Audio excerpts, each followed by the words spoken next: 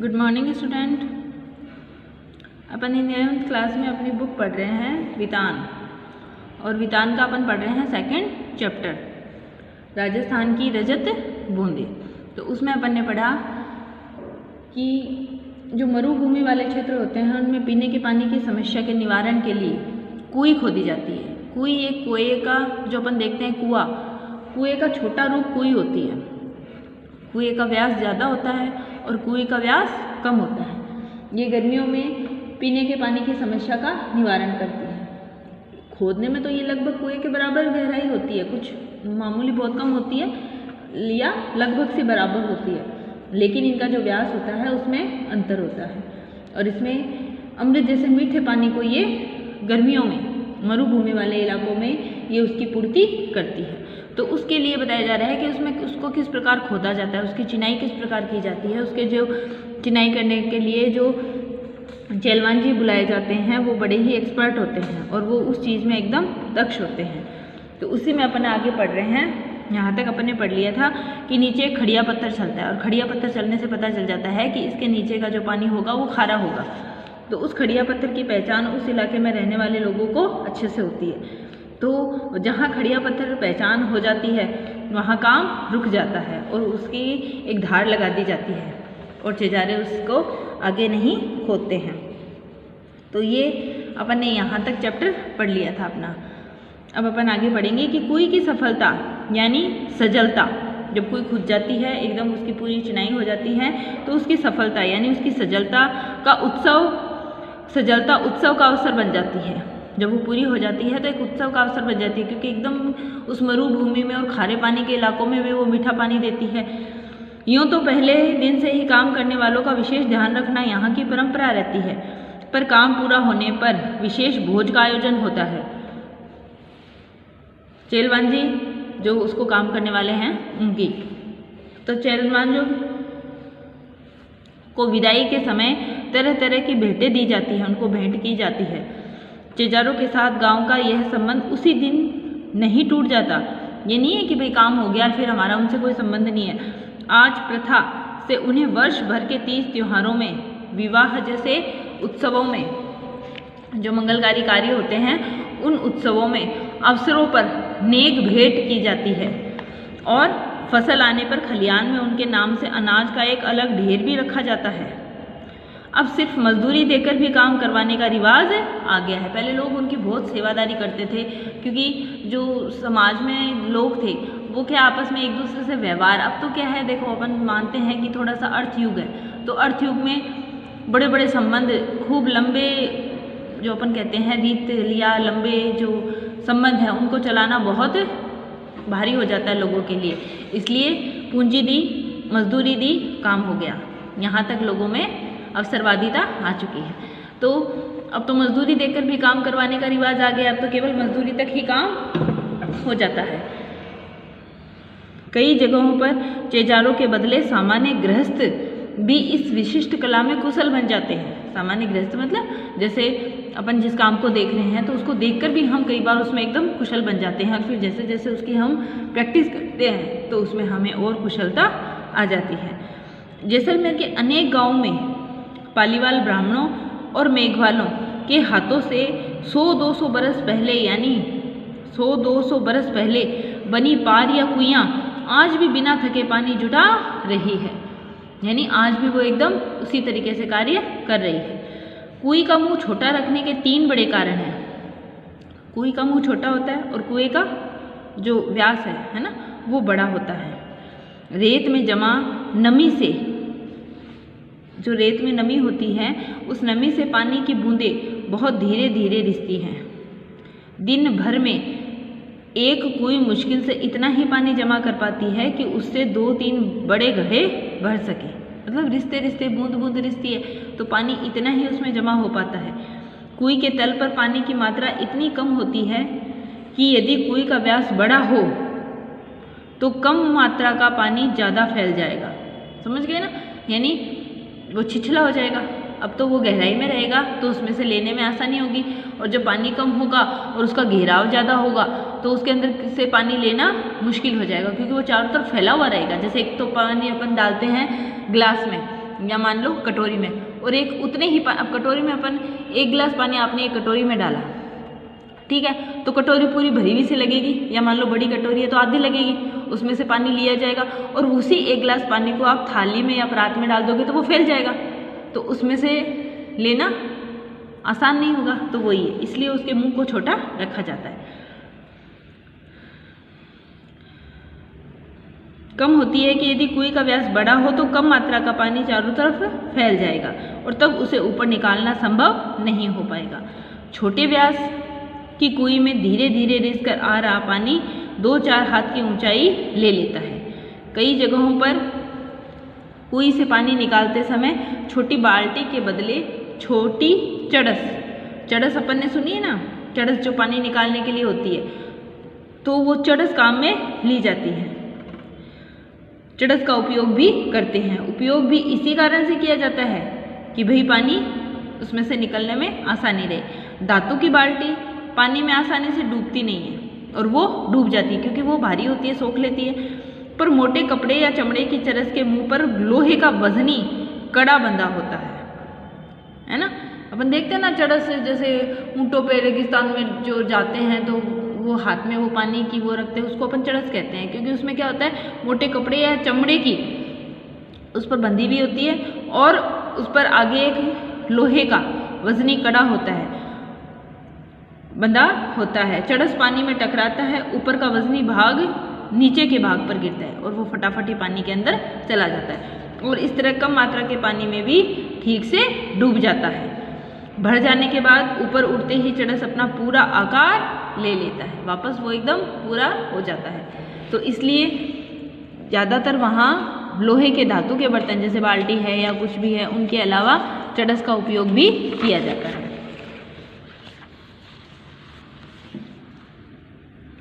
पिछले दौर में ऐसे कुछ गांवों के आसपास से सड़कें निकली है, ट्रक दौड़े हैं, ट्रकों की फटी ट्यूब से भी छोटी चरस से बनती है। अपन देखते हैं ना, वो चमड़े की होती है, तो जो ट्यूब होती है वो भी चमड़े की होती है, तो उससे भी चरस बनती है। कुएं के व्यास का संबंध इन क्षेत्रों में पड़ने वाली तेज गर्मी से भी होता है। कुएं के व्यास का संबंध इन क्षेत्रों में पड़ने वाली तेज गर्मी से भी होता है। व्यास बड़ा हो तो कुएं के भीतर पानी ज़्यादा फैल जाएगा और बड़ा व्यास का पानी भाप बनकर उड़ने से भी नहीं रुक पाएगा। देखा ना अपन ने, ज़्यादा चौड़ा होगा तो उसका पानी भाप बनकर भी उड़ेगा, तो इसलिए उसका व्यास कम रखा जाता है, यानी उसका मुंह ज़्यादा चौड़ा नहीं किया जाता। किसका? कुएं का। कुएं को उसके पानी को साफ रखने के लिए उसे ढककर रखना ज़रूरी है, क्योंकि वरना तो फिर पानी गंदा होता रहेगा और गंदगी नीचे बैठती जाएगी तो वो उसका तल भी छोटा होता जाएगा। ढककर रखना ज़रूरी है और उस छोटे मुंह को ढकना भी सरल होता है। बड़ा होगा तो उस पर खतरा भी रहेगा, भाई कुछ गिर जाएगा, कुछ कोई किसी का कुछ टिक जाएगा उस पर पाँव वगैरह, या फिर उसमें वैसे गंदगी गिर जाएगी, तो छोटे मुंह को ढकना भी रखना ईजी होता है। हर एक कुएं पर लकड़ी के बने ढक्कन ढके मिलेंगे। कहीं कहीं खस की टट्टी की तरह घास फूस या छोटी छोटी टहनियों से बने ढक्कनों का भी प्रयोग किया जाता है। खस की ये जो टट्टियाँ होती हैं, इनसे पानी ठंडा भी रहता है और मीठा भी रहता है।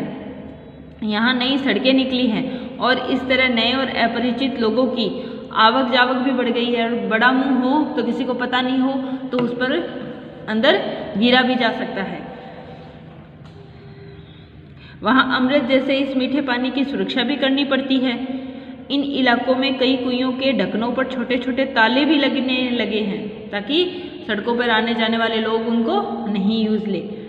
ताले कुएं के ऊपर पानी खींचने के लिए लगी घिरनी चक्री पर लगाए जाते हैं, ताकि वो अंदर डूबे भी नहीं। उस घिरनी को उस ताले के साथ ही उसमें रखा जाता है, ताकि ताला खोल के उसको अपन निकाल सकते हैं।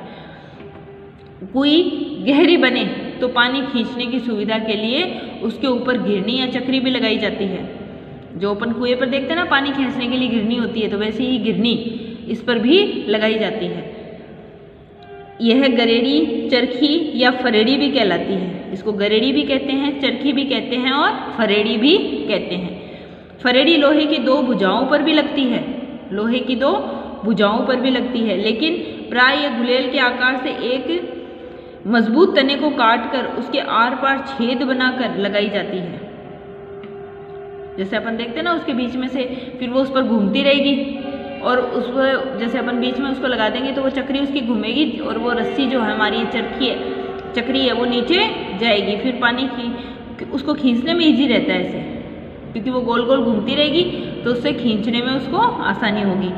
इसे ओडाक कहते हैं। ओडाक और चरखी के बिना इतनी गहरी और संकरी कुएं से पानी निकालना बहुत कठिन काम बन जाता है। ओडाक और चरखी चड़सी को यहाँ वहाँ बिना टकराए सीधे ऊपर ले आती है। वो इधर उधर टकराती नहीं है। जो हमारी नीचे पानी के लिए जो भी हम जिसमें डुबोकर हम पानी निकाल रहे हैं वो भी इधर उधर टकराती नहीं है, एकदम बीच में से आराम से निकल जाती है। पानी खींचने में छलक कर गिरता नहीं है, वजन खींचने में इसे सुविधा रहती है, उसके ऊपर खींचती रहती है तो इजी रहता है। खड़िया पत्थर की पट्टी, जो खड़िया पत्थर नीचे चलता है ना, खड़िया पत्थर की पट्टी एक बड़े भाग से गुजरती है, इसलिए उस पूरे हिस्से में एक के बाद एक कुएं बनती है। ऐसे क्षेत्र में बड़े बड़े साफ सुथरे मैदानों में 30-40 कुइयाँ भी मिल जाती है। हर घर की एक कुई, परिवार बड़ा हो तो एक से अधिक भी। निजी और सार्वजनिक संपत्ति का विभाजन करने वाली मोटी रेखा कुई के मामले में बड़े विचित्र ढंग से मिट जाती है। हर एक की अपनी अपनी कुई है और उसे बनाने वाले परिवारों में जब अलग अलग विभाजन भी होते हैं तो भी कुइयों में ये संभव, सबकी अपनी अपनी कुई होती है। उससे पानी लेने का हक उसका अपना है, लेकिन कुई जिस क्षेत्र में बनती है वह गांव समाज की सार्वजनिक जमीन है। वो जरूरी नहीं है कि उसे अपनी जमीन में बनाया जाता है, वो तो सार्वजनिक जमीन में बनती है। उस जगह बरसने वाला पानी ही बाद में वर्ष भर नमी की तरह सुरक्षित रहेगा और इसी नमी से साल भर कुइयों में पानी भरेगा। नमी की मात्रा तो वहाँ हो चुकी वर्षा से तय होगी, अच्छी वर्षा होगी तो नमी भी अच्छी होगी। अब उस क्षेत्र में बनने वाली हर नई कुई का अर्थ है पहले से तय नमी का बंटवारा। अगर मान लो एक इलाके में 4 बनी हुई है तो 4 का अगर 5 ही बनेगी तो इसका मतलब जो नमी उसमें है उसमें उसका बंटवारा हो जाएगा, यानी वो और कम हो जाएगी, क्योंकि फिर ये भी अपनी तरफ पानी खींचेगी। फिर एक बन गई, फिर और वो खींचेगी तो उसमें धीरे धीरे औरों में कमी होगी। इसलिए निजी होते हुए भी सार्वजनिक क्षेत्र में बनी कुइयों पर ग्राम समाज का अंकुश लगा रहता है। जमीन तो सार्वजनिक होती है और वो बनती है, लेकिन जब बनती है तो दूसरों को अखड़ती है। क्यों? क्योंकि उनको ऐसा लगता है अब हमारे पानी में कमी आएगी। बहुत ज़रूरत पड़ने पर ही समाज नई कुई के लिए अपनी स्वीकृति देता है। भाई बहुत ही कमी होती है कि हाँ भाई पानी की बहुत ज़्यादा कमी है, तब वो एक दूसरे को और परमिशन देते हैं समाज में, क्योंकि जैसे ही ये बनती जाती है ज़्यादा बनेगी तो उस पानी में नमी में, जमीन की नमी में कमी आने लग जाएगी। क्यों? क्योंकि वो जो 10 कुइयों में जितना आ रहा है फिर वो 12 खुद जाएगी तो वो कम हो जाएगा उनका। इसलिए हर दिन सोने का एक अंडा देने वाली मुर्गी की चिर परिचित कहानी को जमीन पर उतारती है कुई। इससे दिन भर में बस 2-3 घड़ा मीठा पानी निकाला जा सकता है। इसलिए प्राय पूरा गांव गोधूली बेला में कुइयों पर आता है। तब मेला सा लग जाता है और गांव से सटे मैदान में 30-40 कुइयों पर एक साथ घिरनियाँ का स्वर गूंजने लगता है और रस्सियाँ समेटने और लौट रहे पशुओं की घंटियों और रंभाने की आवाज़ में समा जाता है। 2-3 घड़े भर जाने पर डोल और रस्सियाँ समेट ली जाती है। कुइयों के ढक्कन वापस बंद हो जाते हैं। रात भर और अगले दिन भर कुइयाँ आराम करेंगी, क्योंकि एक दिन में 2-3 घड़े पानी ही उन पे इकट्ठा होता है और उतना उसमें से लेने के बाद उसको रात भर में फिर उसमें इतना ही इकट्ठा हो पाता है। रेत के नीचे सब जगह खड़िया पट्टी नहीं है, इसलिए कुई भी पूरे राजस्थान में नहीं मिलेगी। जहाँ खड़िया पट्टी नहीं है वहाँ पूरी जगह ये भी नहीं मिलेगी, क्योंकि खारे पानी की ज़्यादा जब रहेगी, जहाँ खड़िया पट्टी होती है, जहाँ खारे पानी की ज़्यादा समस्या रहती है वहाँ आपको ज़्यादा कुइयाँ मिलेगी, क्योंकि खारा पानी होता है तो मीठे पानी की व्यवस्था के लिए इनको निर्माण किया जाता है। चूरू, बीकानेर, जैसलमेर और बाड़मेर के कई क्षेत्रों में ये पट्टी चलती है और इसी कारण वहाँ गांव-गांव में कुइयाँ ही कुइयाँ हैं। जैसलमेर जिले में एक गांव खडेरो की ढाणी में तो 120 कुइयाँ हैं। 120 कुइयाँ हैं एक छोटे से गांव में। क्यों? क्योंकि वहाँ खारे पानी की ज़्यादा समस्या है। लोग इस क्षेत्र को 6 BC यानी 6 × 20 के नाम से भी जानते हैं। कहीं कहीं इन्हें पार भी कहते हैं। जैसलमेर और बाड़मेर के कई गांव पार के कारण ही आबाद हैं, इन कुइयों के कारण ही आबाद है, इसलिए उन गांवों के नाम भी पार पर ही हैं। जैसे जानरे आलो पार और सिरगू आलो पार। अलग अलग जगहों पर खड़िया पट्टी के लिए के भी अलग अलग नाम हैं। जो खड़िया पट्टी नीचे चलती हैं उसके भी अलग अलग नाम हैं। कहीं पर चारोली तो कहीं धाधड़ो धड़धड़ो, कहीं पर बिट्टू रो बल्लियों के नाम से भी जानी जाती है, तो कहीं इस पट्टी का नाम केवल खड़ी भी है। अलग अलग जगहों पर अलग अलग उनके हिसाब से उनके नाम रखे जाते हैं। और इसी खड़ी के बल पर खारे पानी के बीच मीठा पानी देती, ये हमेशा खड़ी रहती है। क्यों मीठे पानी की व्यवस्था करती है ये, इसलिए इसको कहीं कहीं खड़ी भी कहते हैं। कुई, ये जो कुई, यहाँ अपना चैप्टर समाप्त हो गया है ना। तो कुई के लिए अपन ने पढ़ा कि ये खारे पानी की समस्या का एक बहुत बड़ा निवारण करती है, क्योंकि जिन इलाकों में खारे पानी की बहुत ज़्यादा समस्या है वहाँ इनका निर्माण किया जाता है। तो इसका व्यास कुएं से छोटा होता है, गहराई तल में ये लगभग सी, पूर्ण रूप से तो नहीं लेकिन लगभग सी कुएं के बराबर होती है, लेकिन इसका व्यास छोटा रखा जाता है ताकि इसको रखने में सुविधा हो, पानी लेने में सुविधा हो और इसको ढकने में वो भी सुविधा हो। ज़्यादा चौड़ा मुंह होगा तो पानी उड़ने भी रहेगा, इसलिए इस कारण इसके व्यास को छोटा रखा जाता है। तो अपन ने पढ़ा कि गाँव में कुई किस रूप में सहायक होती है। अब अपन करेंगे इसके क्वेश्चन आंसर। राजस्थान में कुई किसे कहते हैं? कुई अपन ने देखा कुएं का एक छोटा रूप होती है, उसे कहते हैं कुई। इसकी गहराई और व्यास तथा सामान्य कुओं की गहराई और व्यास में क्या अंतर है? गहराई तो इसकी लगभग कुएं के समान सी रहती है ना। अपन ने पढ़ा था कि लगभग 30 से 60 हाथ तक की गहराई तक कुआं होता है, तो उसी लगभग तक इसको खोदा जाता है। कुएं की और भी ज़्यादा गहराई हो सकती है, जरूरी नहीं इतनी हो, लेकिन कुएं की गहराई लगभग इस अंदाज से ही होती है, तो मिनिमम उसके बराबर सी होती है। लेकिन व्यास में दोनों में अंतर होता है। कुएं का व्यास ज़्यादा होता है, 20 हाथ करीबन, या मान लो 15 से 20 हाथ होता है, और कुएं का व्यास लगभग 3-4 हाथ ही होता है। दिनों दिन बढ़ती पानी की समस्या से निपटने के लिए यह पाठ आपकी कैसे मदद कर सकता है? कुई के द्वारा इसने बताया हमें, पाठ में हमने पढ़ा कि जो चेलवन जी हैं वो अपनी जान की बाजी लगाकर कुई का निर्माण करते हैं। ये काम बहुत कठिन होता है, लेकिन जिससे वर्षा के जल की एक एक बूंद का वो संग्रह कर पाते हैं, और उस मरुभूमि में जहाँ खारे पानी की बहुत ज़्यादा समस्या होती है वहाँ ये मीठे पानी की व्यवस्था करती है ना। चेजारों के साथ साथ गांव के समाज के व्यवहार में पहले की तुलना में आज क्या फ़र्क आया है? देखो, चेजारों के साथ गांव के समाज में पहले उनकी बहुत आवभगत की जाती थी। उनको हर विवाह उत्सव में, समारोह में बुलाया जाता था। उनको जो विवाह या जो अवसर होते थे उन पर उनको नेग यानी उपहार रूप में भेंट दी जाती थी, और जब वो काम पूरा करके जाते तब भी उनको बहुत भेंटें दी जाती थी। लेकिन आज के समय में मजदूरी देकर काम भी करवाया जाता है, मजदूरी दे दी जाती है, उसके बाद वो काम उसका पूर्ण हो जाता है। तो ये व्यवहारों में हमारे आज के समाज में अंतर आ गया, क्योंकि अब अर्थ युग है। अर्थ युग में कार्य के बदले मजदूरी देकर उसका मूल्य चुका दिया जाता है। निजी होते हुए भी सार्वजनिक क्षेत्र में कुइयों पर ग्राम समाज का अंकुश लगा रहता है। अभी अपन ने अभी जस्ट पढ़ा है कि इससे यह है कि कुई निजी होने पर भी, कुई तो सबकी अपनी अपनी बनती है, कुई के निजी होने पर भी केवल उसे बनाने और उससे पानी लेने का उसी व्यक्ति को हक होता है ना। और कुई जिस क्षेत्र में बनती है वहाँ समाज में सार्वजनिक जमीन होती है, लेकिन स्वयं का अधिकार उस पर होता है।